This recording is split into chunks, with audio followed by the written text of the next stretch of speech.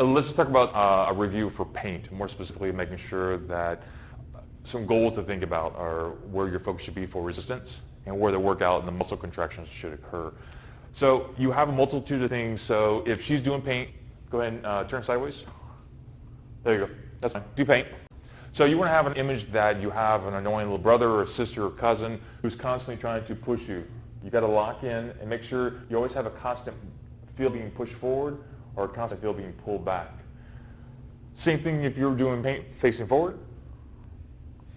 That same cousin or relative is pushing you from the side, pushing you from the side.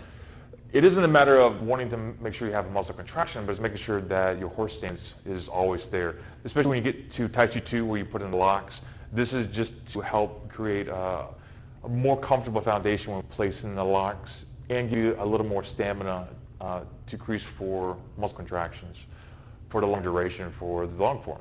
When she paints, she wants to have the feel that when she's painting, she has a pressure, a push coming in from this angle. And as she paints, moving up and down, that angle changes, always constantly pushing in. So as this moves, she has to work on that constant pressure. She's kind of strong.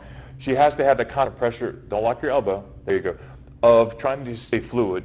And that, of course, is both for Qigong and Tai Chi, your transitions of between like Mickey Mouse hands, 1 o'clock, 2 o'clock, 3 o'clock. Those transitions, the more graceful you are, the a lot more fine-tuned you can work the muscles. What's the term, Master Kelly? It's connective tissues. Thank you. So when you can start putting those together, you can work your connective tissues to work as one. So not only having your annoying relative pushing in, but that relative has to be pushing in and out. It's important to note that as this occurs, you want to try to make sure your shoulder is the last muscle to engage. Now, just doing this, it's really easy to start locking in. So a couple things to self-check. The self-check, what I want you to do is take your yin hand, the hand that's not being used right now in this case, place it on top of your pec. This is going to be your primary motor. And just relax it. There you go. So just to give yourself, you have a couple different areas.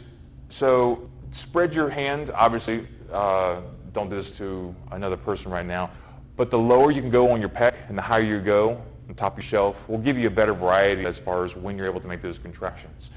So come a little bit lower, spread. So what she's going to do is she's actually looking for the interior and the exterior. When given those pressures and push, her primary focus is to keep this pec. As she moves up, I'm just pushing against her, but she wants to try to figure out how to keep that shoulder as a secondary, how to keep it relaxed. And of course, the last piece is going to be her lats.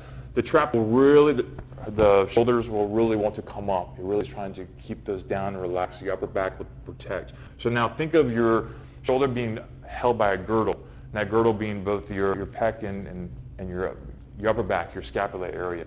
Okay? So there you go. Paint, done, slap.